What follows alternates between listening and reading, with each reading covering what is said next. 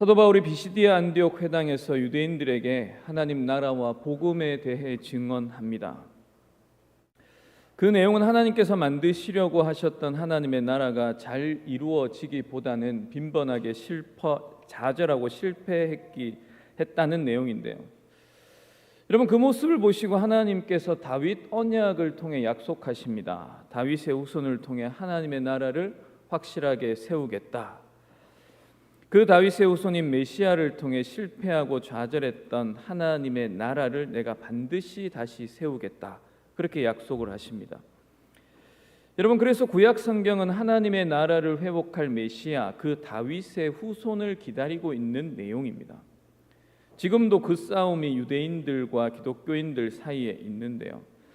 여러분, 우리는 예수님께서 하나님께서 약속하신 하나님 나라를 회복하고 실현하는 약속된 메시아이다, 그렇게 믿고 고백합니다. 그러나 유대주의자들, 그러니까 유대인들에게 물어보시면 하나님께서 약속한 메시아는 아직 오지 않았다, 그렇게 생각합니다.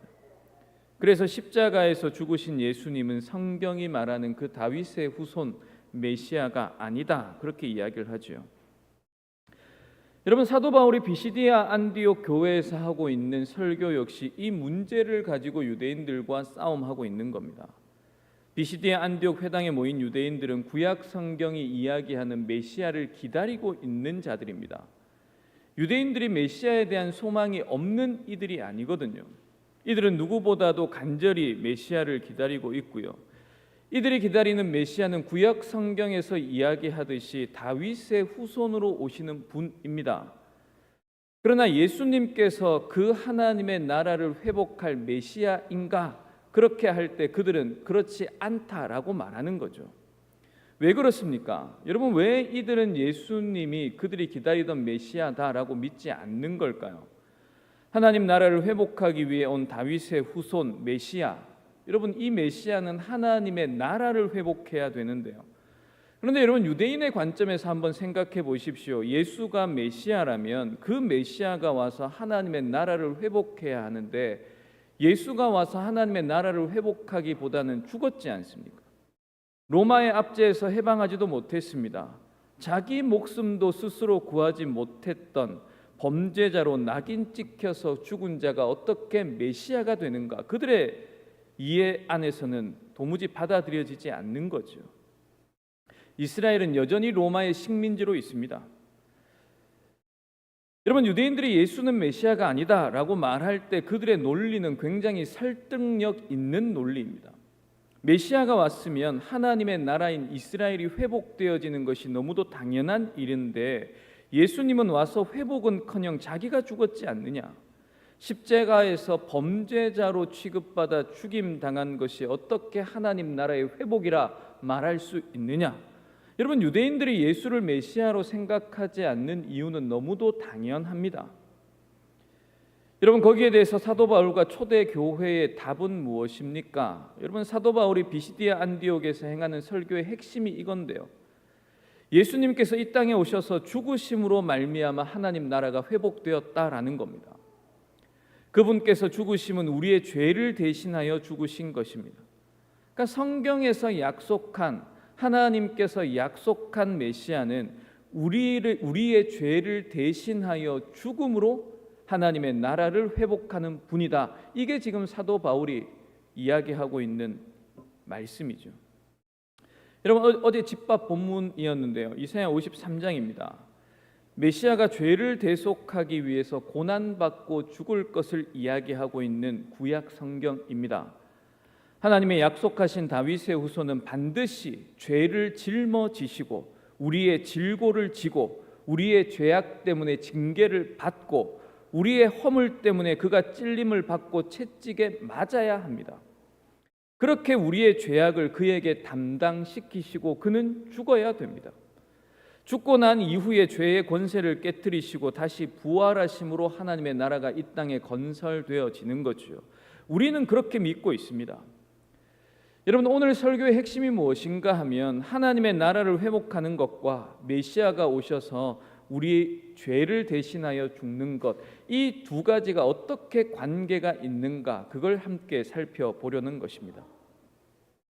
여러분 고린도전서 15장 3절과 4절 말씀이 복음을 아주 잘 설명해 놓은 구절인데요. 여러분 같이 읽어봅시다. 내가 받은 것을 먼저 너희에게 전하였노니 이는 성경대로 그리스도께서 우리 죄를 위하여 죽으시고 장사 지낸 바 되셨다가 성경대로 사흘 만에 다시 살아나사.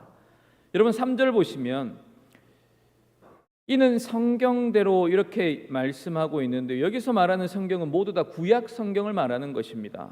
내가 받은 것을 여러분에게 전했습니다. 내가 받은 복음을 전했습니다. 여러분 그 복음의 내용이 무엇입니까? 여러분 그리스도는 여러분 메시아로 그냥 바꾸어서 읽으면 되는데요. 헬라말로 그리스도이고요. 그리스도를 히브리어로 하면 메시아입니다. 성경대로 메시아께서 죽으셨습니다. 메시아께서 오셔서 우리를 구원하기 위해 메시아가 죽었습니다. 여러분 무엇 때문에 죽었습니까? 우리의 죄를 담당하시고 우리의 죄를 해결하기 위해 죽었습니다. 여러분 이게 성경에 약속되어져 있는 말씀이지요.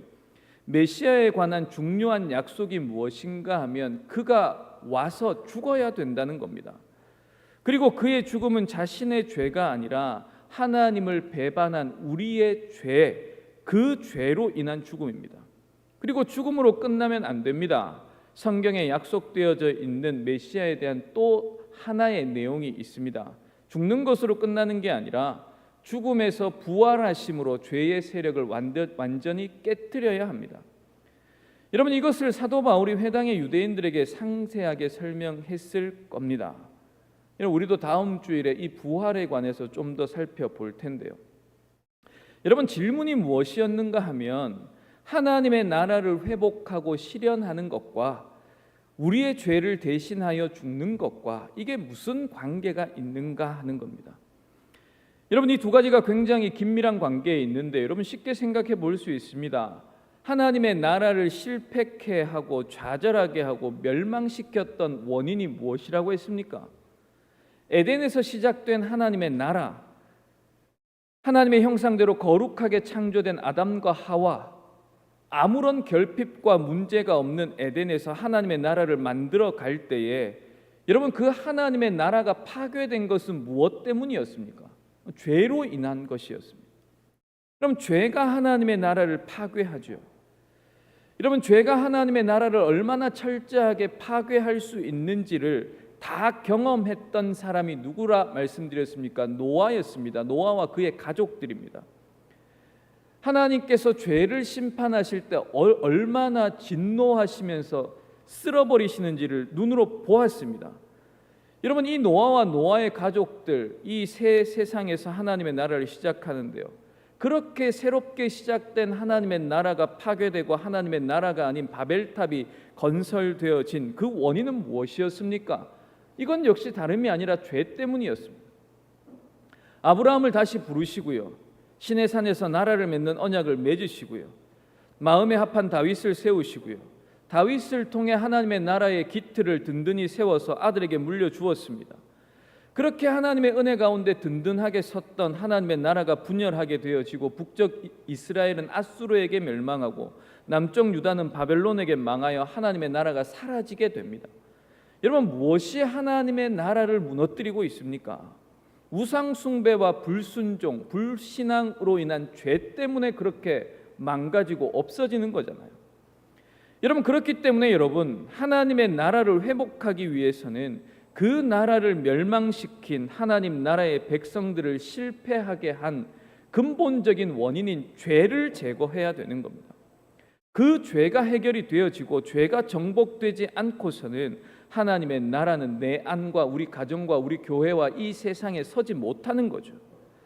서 있는 것 같습니다만 죄의 머리를 완전히 박살내지 않고서는 무너지게 되어 있습니다. 그래서 하나님께서 약속하신 그 후손 메시아가 하나님의 나라를 회복하기 위해 하나님의 나라를 건설하고 실현하기 위해 제일 먼저 해야 되는 일이 무엇이겠습니까? 다름이 아니라 죄의 세력을 박살내는 겁니다. 하나님의 나라가 첫 번째 실패했을 때에 하나님의 나라를 다시 회복시키겠다고 하셨던 하나님의 말씀이 창세기 3장 15절인데요. 여러분, 내가 너로 여자와 원수가 되게 하고 내 후손도 여자의 후손과 원수가 되게 하리니 여자의 후손은 내 머리를 상하게 할 것이요 너는 그의 발꿈치를 상하게 할 것이니라 하고, 하나님께서 하나님의 형상대로 아담과 하와를 창조하셨습니다. 아담과 하와는 어느 편입니까? 그러면 하나님께서 창조하셨으니 하나님 편이지요. 사탄은 이미 타락했습니다. 하나님 반대편에 서 있습니다. 사탄이 아담과 하와를 유혹합니다. 그리고 범죄하게 합니다. 그리고는 하나님 편에 서 있었던 아담과 하와를 이제 자기와 같은 자리에 자기 편으로 놓는 거예요. 여러분, 창세기 3장에 뱀이 하와를 유혹하고 선악을 알게 하는 나무의 열매를 따먹고 난 이후에 하나님께서 아담과 하와 그리고 뱀을 두고 하시는 말씀, 그 장면을 보면 하나님은 혼자 계십니다. 하나님 편에 원래 아담과 하와가 서 있어야 됩니다만 이제 이들은 누구 편에 서 있습니까? 사탄 편에 서 있습니다. 하나님의 반대편에 있습니다. 하나님께서는 그의 백성들을 빼앗기시고요, 하나님의 나라도 없어져 버린 거죠. 저쪽에서는 사탄이 승리의 미소를 지으며 즐기고 있습니다. 당신이 창조한 당신의 백성, 그 백성이 이제는 나와 한편이 되어 있습니다. 우리 둘은 친구입니다. 우리는 죄로 인하여 친구가 되었습니다. 그렇게 승리의 미소를 짓고 있는 거라고요. 여러분, 그러면 그때 하나님께서 자신의 편이 아닌 사탄과 인간 둘 다 죽이시면 되거든요. 그렇지 않습니까? 죄의 삭은 사망이니까요. 죄 지은 사탄과 아담 죽이시면 됩니다. 그런데 그때 하나님께서 뭐라고 이야기하시는가 하면, 너희 둘이 친구가 되었다고 좋아하는데 사탄아, 네가 좋아하고 있는데 내가 너희 둘 사이에 적개심을 둘 거야. 죄를 범하는 것, 죄 가운데 사는 것을 미워하는 마음을 줄 거야. 여러분, 죄를 미워하는 마음은 사탄 안에서는 절대로 일어나지 않습니다. 생겨나지 않습니다. 죄를 싫어하고 죄를 미워하고 이 죄와 싸워서 극복해야 되겠다, 이 마음은 죄악된 본성이 있는 사탄 안에서는 절대로 일어나지 않습니다. 죄에 대한 뉘우침, 회개, 죄와 싸우자는 마음은 없지요. 그러면 여러분, 하나님께서 이 마음을 누구에게 준다는 겁니까? 하나님을 배반하여 원래는 하나님의 백성이었으나 하나님 편에 서 있지 않고 이제는 사탄의 편에 붙은, 죄의 편에 붙어 있는 아담과 하와에게 죄를 미워하고 죄와 싸우고자 하는, 죄에 대한 적개심을 불어넣어 주겠다, 그렇게 약속하고 있는 겁니다. 너희들이 친구가 아니라, 너희들이 한 편이 아니라 원수가 되게 하겠다, 그렇게 말씀하시는 거죠. 그런데 여러분, 아담과 하와가 자신의 능력으로 죄와 싸워서 이길 수 있습니까? 이미 하나님 편에서 사탄의 편에 붙었으니 불가능한 것이죠. 그래서 죄가 들어왔던 여자를 통한 후손으로 그 일을 하시겠다 하나님께서 약속하십니다.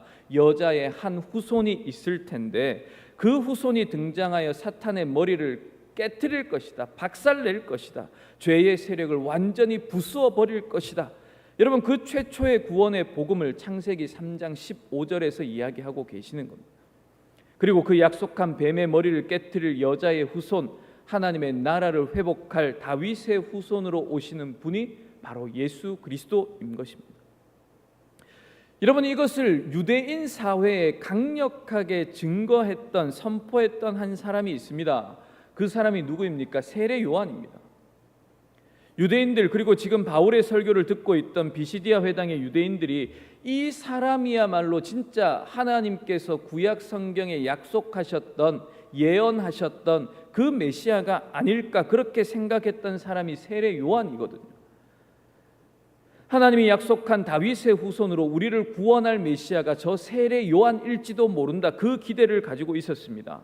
세례 요한을 통한 놀라운 회개의 사역들을 보았기 때문에 제사장들과 서기관들이 사람을 보내어서 물어볼 정도였지 않습니까? 당신이 메시아이지 않습니까? 여러분, 그때 세례 요한이 명확하게 답하지요. 나는 아닙니다. 그러나 내 뒤에 오실 분이 있습니다. 그분은 물로 세례를 주실 뿐만 아니라 하나님의 영이신 성령으로 세례를 주실 분입니다. 그분이 바로 예수님입니다. 그렇게 선포했습니다.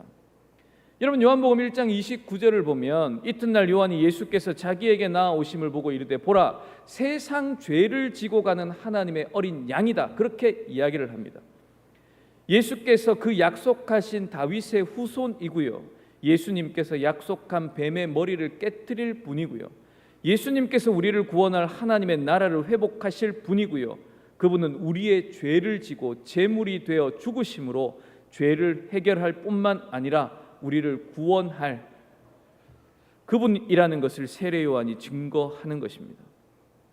여러분, 그래서 사도 바울은 그 세례 요한의 말에 주목하라 그렇게 이야기하고 있는 거죠. 이스라엘 백성들이 하나님 앞에 죄를 범하고 죄 사함 받기 위해서는 제사를 드립니다. 내 죄를 대신하여 죽일 양이나 염소, 비둘기 등을 가지고 제사의 자리로 나아갑니다. 하나님께 가서 내 모든 죄를 제물의 머리에 올려놓고 안수하고는 죽입니다. 여러분, 이스라엘 백성들은 너무 잘 압니다. 이 죄를 해결하는 방법이 어떤 방법인지 이미 하나님께서 가르쳐 주셨기 때문에 죄는 어떻게 사함받을 수 있는지 너무너무 잘 알고 있습니다. 그런데 이스라엘의 죄를 해결하기 위해서 어린 양을 준비하신 분이 누구입니까? 하나님입니다. 세례 요한의 설명에 의하면 하나님께서 준비하셨습니다. 그러므로 하나님께서 준비하신 어린 양은 자기를 준비한, 그러니까 그 사람의 죄를 대신해서 제물이 죽는 것이지 않습니까? 그런데 하나님이 죄가 있으십니까? 아니요, 하나님은 죄가 없죠. 어린 양이신 예수님도 죄가 없습니다. 그러면 그분은 도대체 누구의 죄 때문에 죽는 것입니까? 이스라엘 백성들의 죄 때문에, 우리의 죄 때문에 죽는 것입니다. 그렇게 해야 하나님께서 이 예수 그리스도를 어린 양으로 삼아 제물 삼아 죽이셔야 이스라엘 백성들의 모든 죄를 그 위에 뒤집어 씌우시고 죽이셔야 하나님의 나라와 하나님 백성들이 회복되어지기 때문에 그렇게 하시는 겁니다. 여러분, 이 약속은 구약 성경에 분명히 있는 약속입니다. 메시아께서 오시면 우리 하나님의 나라를 망하게 한 하나님의 백성들이 죄에 빠져서 비참한 상태에서 죽을 수밖에 없게 그렇게 만들었던 그 죄를 해결할 것이다. 나를 지배하고 있었던 죄의 세력을 완전히 박살나고 없애버릴 것이다. 여러분, 이거 성경에서 누누이 하나님께서 약속하고 계시는 말씀입니다. 우리가 앞서 살펴보았던 이사야 53장의 그 대표적인 구절이지 않습니까? 여러분, 6절과 7절을 보면 우리는 다 양 같아서 그릇 행하여 각기 제 길로 갔거늘 여호와께서는 우리 모두의 죄악을 그에게 담당시키셨도다. 그가 곤욕을 당하여 괴로울 때도 그의 입을 열지 아니하였으며 마치 도수장으로 끌려가는 어린 양과 털 깎는 자 앞에서 잠잠한 양같이 그의 입을 열지 아니하였도다.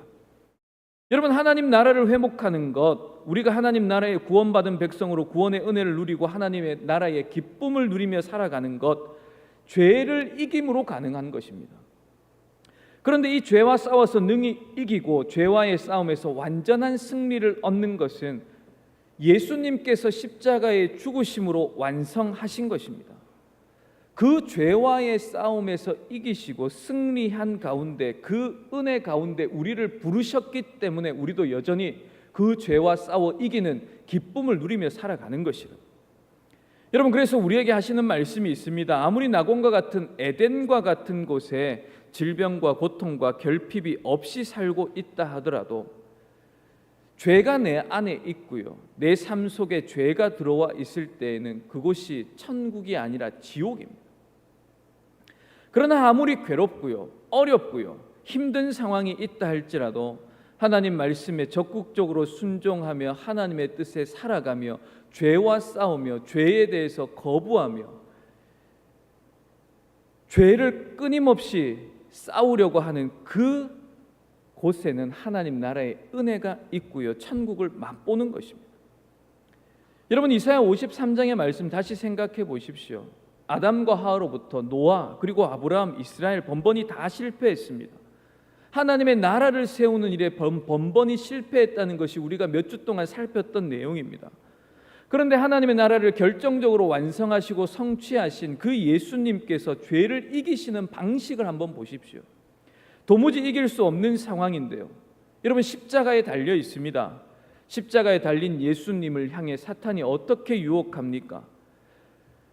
아무런 죄가 없는 예수님이 모함당하여서 십자가에 매달려 있는데요, 사탄이 조롱합니다. 모욕합니다. 침을 뱉고요, 네가 메시아라며, 네가 하나님의 아들이라며, 네가 우리를 구원할 구원자라며 메시아라며, 그런데 너 왜 십자가에 매달려 있냐? 네가 내려오면 믿어줄게.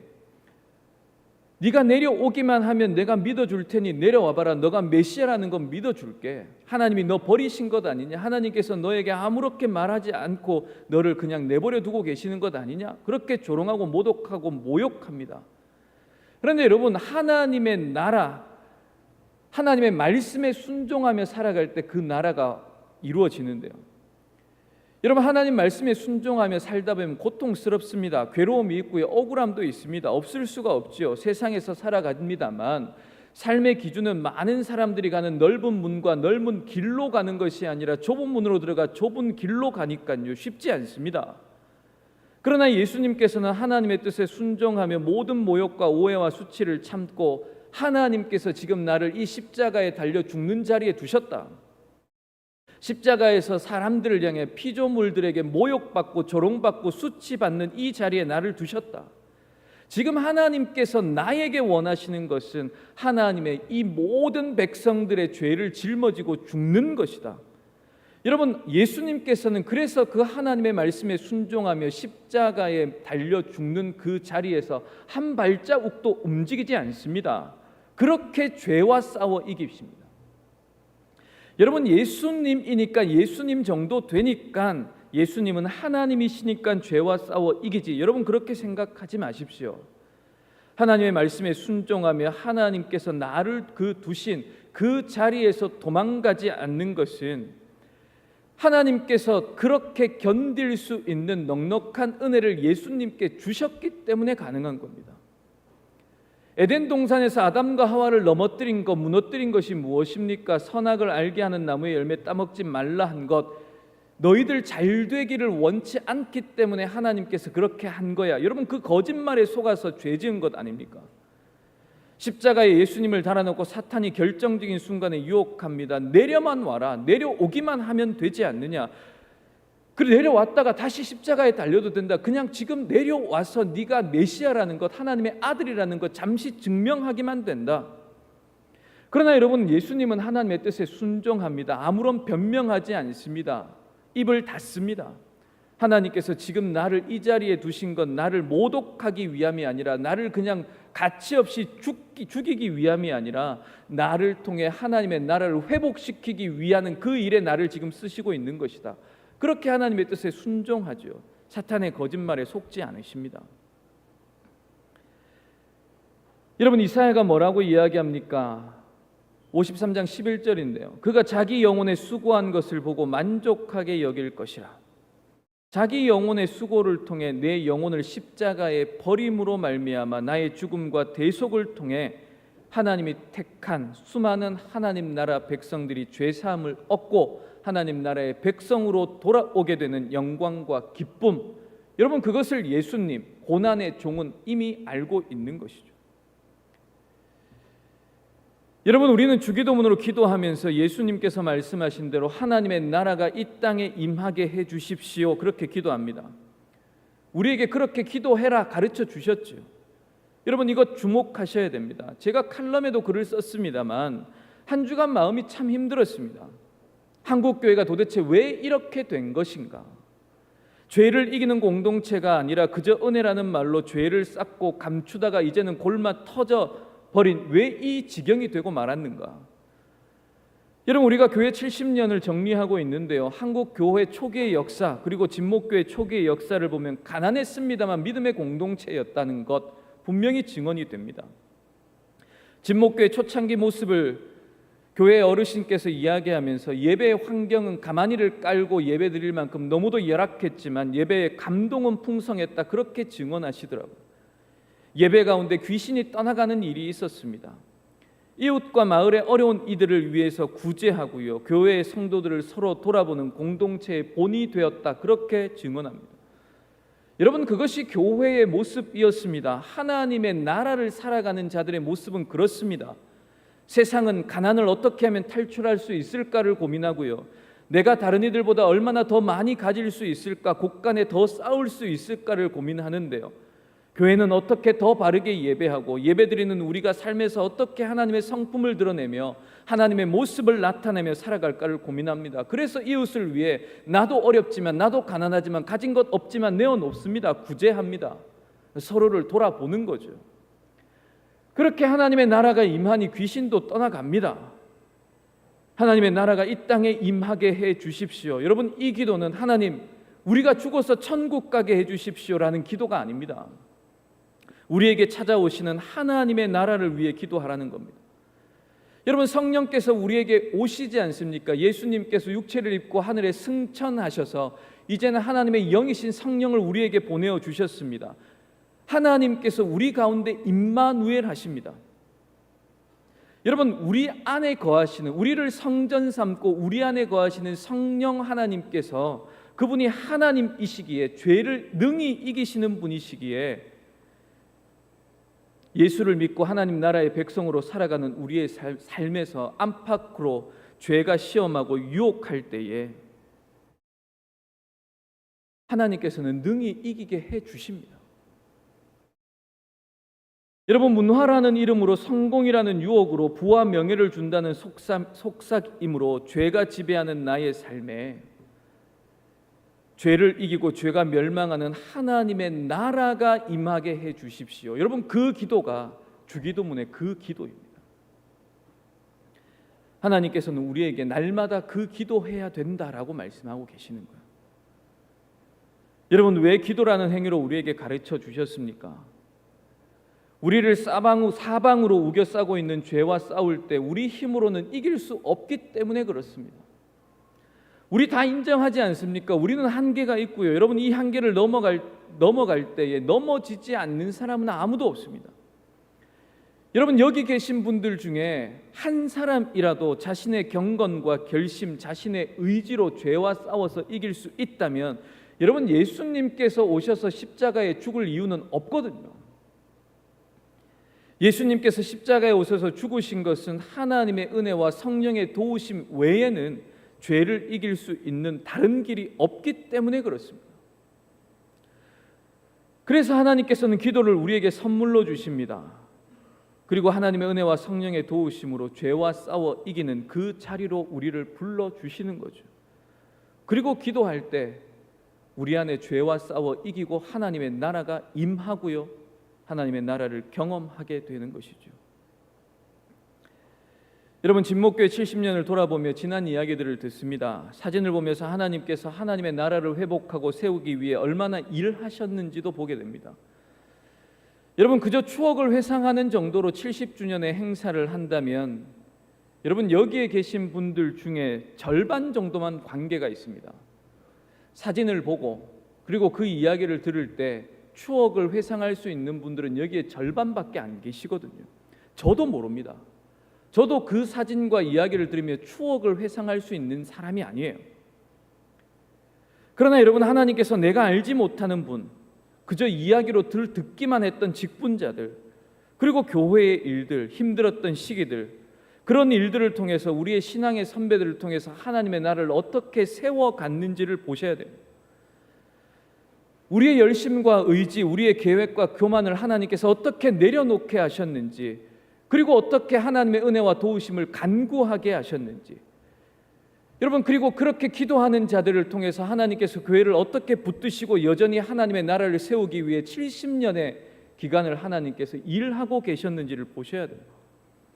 여러분, 그걸 보셔야만, 그렇구나, 이제 앞으로 70년도 하나님께서 붙들어 주시겠구나, 우리 진목교회가 여전히 힘든 일을 경험할 수도 있고 어려운 일을 겪게 될 수도 있겠지만, 그러나 하나님께서는 교회를 완전히 포기하진 않으시는구나, 하나님께서 하나님의 방식대로, 하나님의 방법대로 교회는 여전히 세우시고 하나님의 나라를 회복시켜 가시겠구나.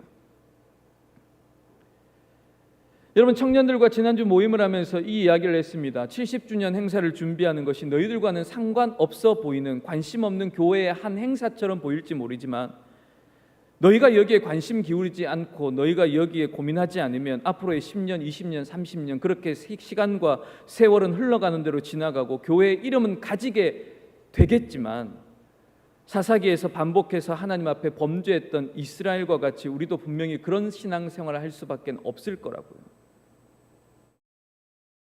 여러분, 하나님을 정말 믿으십니까? 여러분, 넘어질 것 같은 순간이고 멸망해서 아무것도 없는 것 같은 그런 순간조차도 하나님께서는 합력하여 끝까지 믿음의 길을 걸어가게 하시고 교회를 통해, 성도를 통해 하나님의 나라를 회복시키고 세워가심을 믿습니까? 여러분, 믿음이 죄를 이깁니다. 믿음으로 기도하셔야 돼요. 하나님, 제가 더 이상 일어설 수 없을 것 같습니다. 무너져 버렸습니다. 그러나 하나님, 하나님께서는 저를 버리시지 않는 분이고 저를 떠나시지 않는 분이시니 사탄이 너는 이제 안 돼, 사탄이 이제 너는 끝났어 라고 말하는 그 거짓말에 속지 않고 하나님 붙들고 기도할 수 있게 해 주십시오.